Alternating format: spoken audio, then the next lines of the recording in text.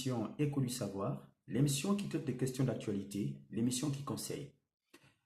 La semaine dernière, dans une vidéo précédente, nous avons évoqué le thème de savoir, le thème sur la culture.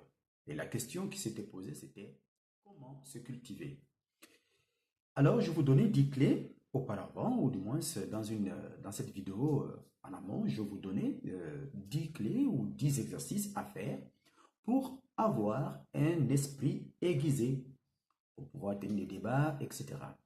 Donc, ces 10 exercices, je les rappelle. Nous parlions de lire des journaux, premier exercice, c'est-à-dire qui consiste à lire tout ce que vous pouvez trouver d'intéressant. Il faut aimer lire, le goût de la lecture. Et à partir de ces lectures, le deuxième point, le deuxième exercice, il fallait noter les idées, les idées qui vous viennent pendant que vous lisez. Il faut les noter et il faut avoir des idées chaque jour qui sortent de ces lectures-là et vous les notez sur un calepin ou quoi que ce soit. Et le troisième point, nous parlions, n'est-ce pas, après avoir noté ces idées, qu'il fallait au moins lire un chapitre par jour. Prenez un livre, vous lisez au moins un chapitre par jour. Donc ça, c'était la troisième clé ou le troisième exercice que vous devez faire. Et le quatrième exercice consistait à regarder des vidéos éducatives.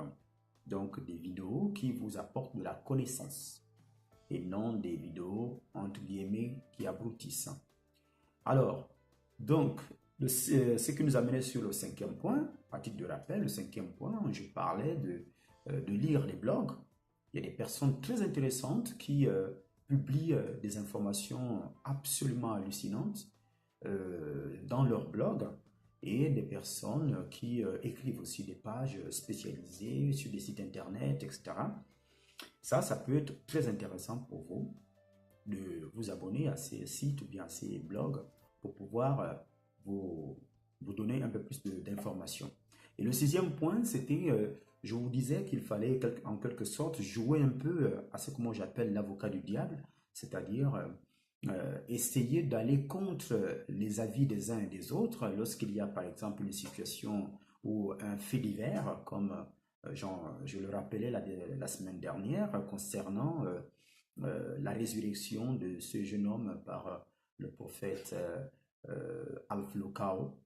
Et donc, vous pouviez vous amuser, n'est-ce pas, à ne pas le condamner, mais plutôt à le défendre, puisque la masse populaire le condamnait, mais vous jouez cet exercice de le défendre. Ça vous permet de développer en fait vos capacités à contredire, à faire valoir des arguments dans un débat digne des personnes cultivées ou bien civilisées. Alors, donc, jouer à l'avocat du diable. Et le septième point, c'était le septième exercice que je vous demandais de faire, c'était de partager vos connaissances. Donc, en partageant vos connaissances, c'était de faire des listes professionnelles, de vous informer sur les métiers, les formations, comment obtenir telle carrière, comment accéder à telle carrière, etc. Ou devenir pilote, par exemple, c'est juste un exemple que je prends.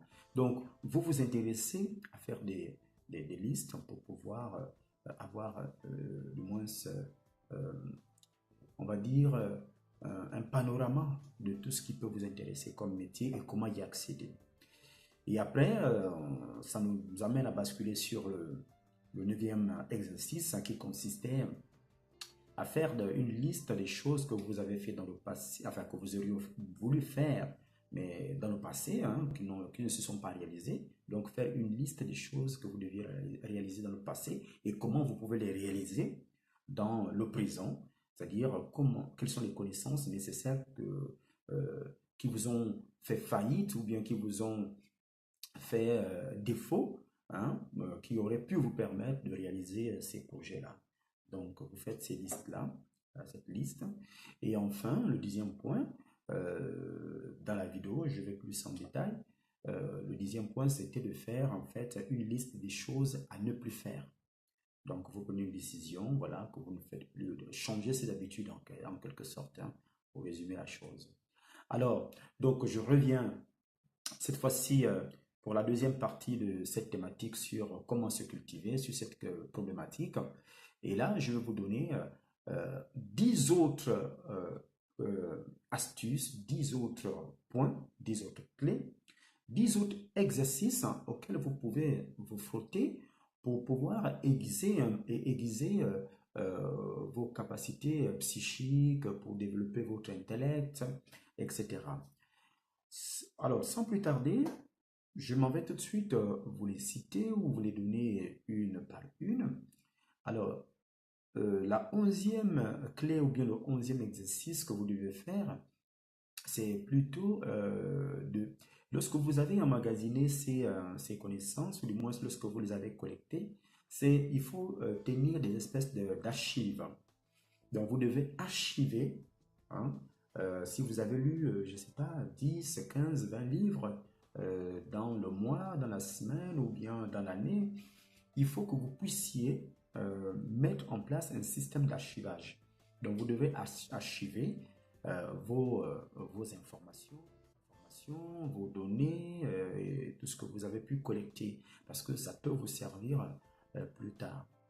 Et là, dès que votre mémoire, par exemple, vous fait défaillance ou bien voilà, vous avez un trou de mémoire, vous pouvez tranquillement plonger dans vos archives. Il y a des logiciels qui vous permettent de faire des archives. Je ne fais pas la publicité, mais je vous donne un logiciel qui s'appelle Zotero. Voilà, c'est un logiciel très important, surtout pour les chercheurs, ceux qui aiment bien la recherche, ceux qui font des thèses de doctorat, mémoire, tout ce que vous pouvez imaginer, même pour les bibliothécaires. Voilà, c'est un logiciel très important. Donc, 11e point, tenez des archives. Le 12e point, c'est vous devez faire des exercices pour stimuler votre cerveau. C'est-à-dire en faisant des exercices, et notamment, par exemple, en courant, vous vous offrez en fait un bon créneau pour faire le vide autour de vous. Donc, des exercices pour stimuler votre cerveau, par exemple, vous décidez d'aller faire la marche, de la randonnée, ou bien de la méditation. Vous stimulez en fait votre cerveau. Ça vous permet en fait d'avoir un cerveau plus fluide, flexible, capable tel un serpent, de réagir en cas voilà, de questionnement ou bien de débat, etc. Donc un cerveau fluide, un cerveau flexible, un cerveau qui réagit au quart de tour, un cerveau qui va chercher des informations comme si il les avait suspendues quelque part dans votre gibecière. Alors, donc, c'est ça. Il faut stimuler son cerveau à travers des exercices, par exemple. Et le 13e point que je vous donne, c'est le 13e exercice, c'est de pouvoir parler à des personnes. Ça, c'est un point très important. Vous savez, si vous voulez avoir une espèce de capacité à raisonner, à faire la différence entre ce qui est bien, ce qui est mal, ce qui est vrai, ce qui est faux, ce qui est chaud, ce qui est froid, ce qui est court, ce qui est long, ce qui est haut, ce qui est bas, laissez-moi vous donner un très très bon conseil sur ces 10 derniers points. Le 13e point, c'était un point à prendre au sérieux. C'est le point, parler à des gens intéressants. Croyez-moi, si vous développez cette capacité à toujours vouloir parler à des personnes intéressantes, qu'est-ce que j'entends par personnes intéressantes? C'est-à-dire des personnes qui ont une certaine maturité, des personnes qui ont une certaine capacité à transcender le problème et de plutôt chercher la solution que d'envenimer les choses. J'amplifie mon propos.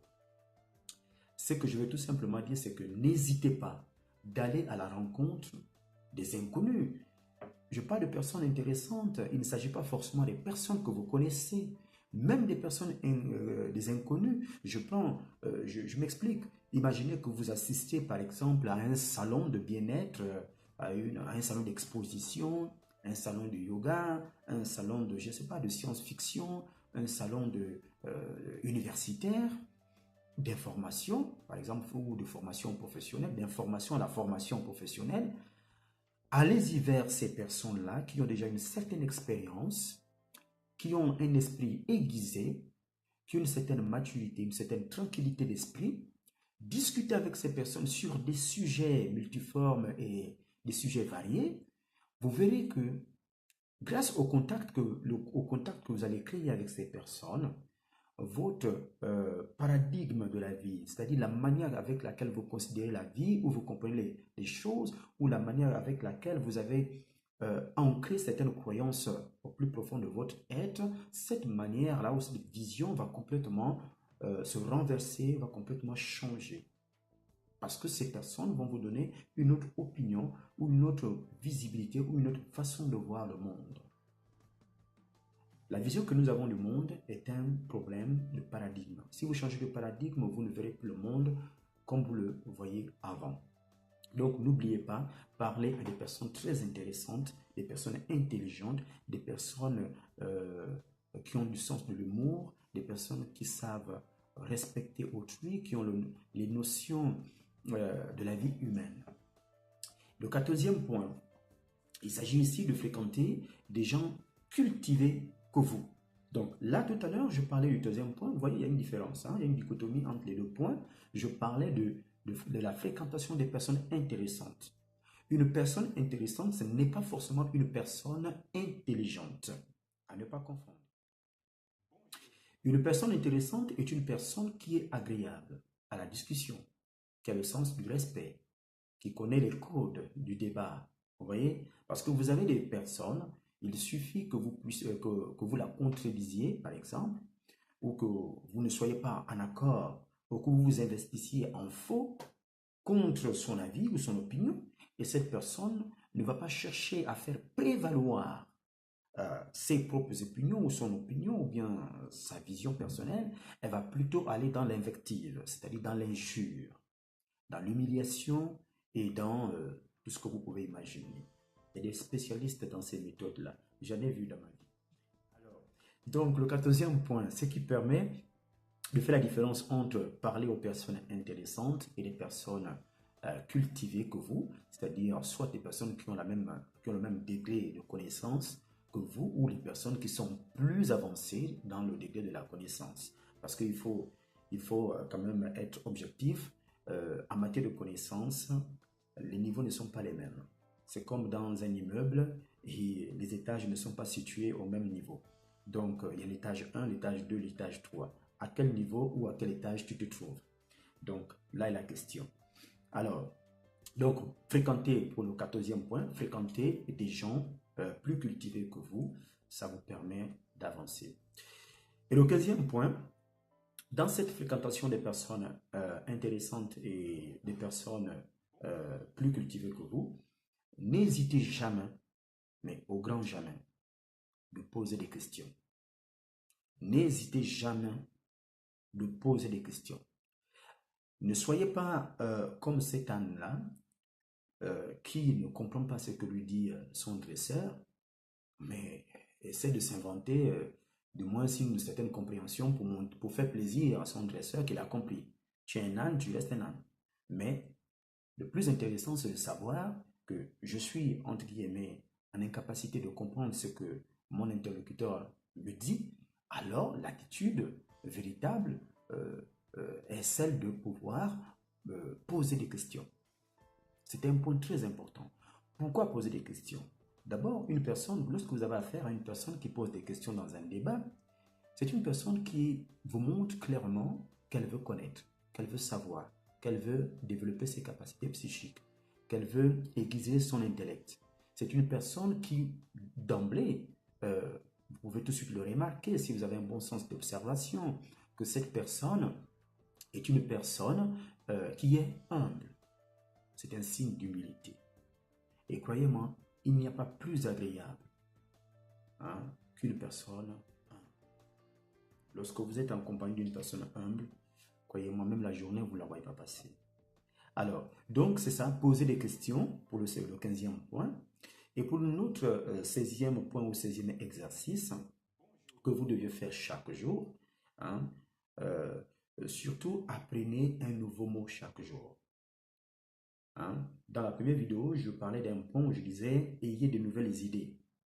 Mais là, je vous dis, dans cette seconde partie, apprenez un nouveau mot chaque jour. Vous voyez, dites-vous toujours que je dois enrichir mon vocabulaire. Si je reconnais que j'ai un vocabulaire qui s'autosuffit, euh, je ne suis pas assez garni en matière de synonymes ou d'un vocabulaire, je n'ai pas un vocabulaire assez pointu ou pointilleux ou bien euh, assez important. La moindre des choses, c'est dans mes lectures, d'essayer d'apprendre un mot. Je prends un exemple. Imaginez que vous lisez cette phrase. Un esprit cultivé ne se mesure que par sa capacité à recevoir et non pas sa capacité à emmagasiner. Vous ne connaissez pas, par exemple, le mot emmagasiner. Prenez votre dictionnaire, cherchez ce que ça veut dire le mot emmagasiner. On vous dit, par exemple, que le procès a été reporté, ou bien, quand vous dit portez-vous partie civile au procès, mais vous ne savez pas ce que ça veut dire se porter partie civile dans un procès. Cherchez à comprendre ce que ça veut dire, et là, vous avez appris des notions nouvelles. Voilà, partie civile, c'est quand on veut faire prévaloir ses droits, ça permet aussi à la personne victime ou bien à la famille de la victime d'accéder à certaines informations qui peuvent être classées, par exemple, entre guillemets secrets, ou bien auxquels vous ne pouvez pas y accéder. Vous voyez, vous apprenez au fur et à mesure. Donc ne soyez pas attentiste, hein. Allez toujours de l'avant, essayez de chercher des nouvelles expressions, des allocutions adverbiales, des adverbes de manière, qu'est-ce que ça veut dire, etc. Donc ce 16e point très important, apprenez toujours un nouveau mot chaque jour. C'est très important. Et le 17e point, hein, on va y arriver, il reste 3 points. Le 17e point, n'est-ce pas, c'est de se faire peur à soi-même. Et oui, faites-vous peur. Faites-vous peur, c'est-à-dire que puisque vous avez envie de bousculer un peu votre routine, hein, jouez vraiment avec le feu. Je n'ai pas dit de vous brûler, mais jouez avec le feu. On peut jouer avec le feu sans se brûler, hein. C'est comme on peut avoir une certaine forte personnalité sans être impoli ou sans être une personne qui a des propos déplacés. Donc, vous voyez, donc ce 17e point ou ce 17e exercice est très important. Jouez, jouez, c'est-à-dire faites-vous peur. Faites-vous peur, c'est-à-dire n'hésitez pas à vous faire un peu de frayeur, hein, alors sans aller dans les extrêmes, bien sûr. Qu'est-ce que je veux dire par là? Commencez déjà par sortir petit à petit dans votre zone de confort, en faisant régulièrement des choses qui vous effraient un peu, ou des choses qui vous mettent mal à l'aise, hein. Ça peut se jouer, par exemple, dans des interactions sociales, des rencontres. Allez-y, hein. Allez-y rencontrer des gens qui, a priori, peut-être ne vous intéressent pas, mais rencontrez-les quand même si ces personnes, entre guillemets, ne vous inspirent pas confiance. Allez-y quand même les rencontrer. Tentez des expériences professionnelles, hein. Essayez un métier, par exemple, si vous avez 6 mois, imaginons 3 mois de repos, voilà, pour une raison quelconque, ça peut être pour des raisons de santé ou de retraite, hein. Vous n'aimez pas un métier, allez-y quand même le tester pour voir si ce métier peut vous apporter des connaissances. C'est très important parce que la connaissance n'a pas de lieu d'habitation fixe. Waouh, c'est beau ce que je dis. Alors, la connaissance n'a pas de lieu fixe, hein. Vous pouvez la trouver n'importe où. Que ce soit dans une profession, entre guillemets, dite désuète ou peu importante, euh, vous pouvez trouver des connaissances dans ces domaines-là. Il n'y a pas de domaine spécifique dans lequel il est dit que c'est dans ce domaine que vous pourrez devenir quelqu'un de très cultivé, par exemple. Alors, donc faites-vous ces frayeurs, allez-y soyez en interaction avec les autres, vos alter ego, avec le monde, avec l'humanité, avec le public, etc. Faites des activités par exemple, dans mon cas, je voulais savoir un peu, dans ma jeunesse, j'ai commencé un peu les arts martiaux, après j'ai arrêté, et je me suis dit, bon, je vais un peu reprendre, bien que les cheveux blancs commencent à sortir, mais j'aimerais quand même savoir qu'est-ce que ça fait, c'est quoi les arts martiaux, qu'est-ce qu'on apprend, etc. Et là, grâce à mes enfants, ils m'ont motivé un peu, allez papa, bouge-toi un peu, hein, t'es pas encore aussi vieux que ça. Donc, je suis allé Et là, je fais des arts martiaux, du coup, j'apprends pas mal de choses. J'apprends pas mal de choses. Par exemple, les arts martiaux me permettent de moins être réactif, hein, c'est-à-dire en cas de provocation, par exemple, j'ai le self-control, je positive toujours, même si les choses ne sont pas toujours roses, hein, on a tous des hauts et des bas. Donc, c'est souvent ça. Apprenez, allez-y apprendre, vous voyez, et vous transmettez ces valeurs parfois à vos enfants ou bien à votre entourage. Partez en aventure, partez à l'aventure, par exemple, hein, au lieu de rester dans la routine. Allez-y à l'aventure, découvrez. Vous savez, les plus belles connaissances, on les acquiert pendant l'aventure, pendant les moments de voyage. Découvrez les continents, découvrez des pays. N'ayez pas de préjugés sur tel pays. Allez-y, ou tel peuple. Découvrez les cultures, les traditions, les mœurs, les usages de telle ou telle population. Allez-y. Donc, faites-vous plaisir. Alors, et donc, ce qui nous amène sur le 18e point, hein, c'est de jouer à des jeux intelligents aussi. Voilà. Après se faire une petite frayeur, hein, il faut aussi savoir parfois jouer à des jeux intelligents. La conséquence la conséquence, c'est que quand vous jouez à des jeux intelligents, ça développe en fait votre intellect. Hein. Ça ouvre une capacité à emmagasiner ou bien du moins à recevoir. Vous voyez, vous avez une ouverture d'esprit très large. Ça vous apprend hein, le côté un peu stratégique. Vous devenez un tacticien. Hein, un tacticien, donc c'est des attitudes, des aptitudes que vous développez au fur et à mesure. Et le 19e point, pour ne pas aller loin, hein, en termes de jeu, vous reprenez les puzzles, le Scrabble, le jeu de dames, domino, etc. Il y a plein de jeux. N'allez pas jouer au jeu des machines à sous parce que c'est sûr d'emblée que vous allez perdre. Bien. Donc, le 19e point, c'est ne faites parfois rien. Vous voyez, on va dans un rythme accéléré et on décide un peu de se poser. Il y a des moments dans la vie où vous devez vous poser. Vous devez vous poser, vous remettre en question, procéder à une certaine introspection, c'est-à-dire aller à l'intérieur de vous pour vous questionner sur l'essentiel de la vie. Parce que là encore, c'est un champ complètement inexploré, l'intérieur. Nous pensons parfois que la connaissance vient de l'extérieur, mais c'est plutôt l'inverse. Nous la trouvons à l'intérieur de nous.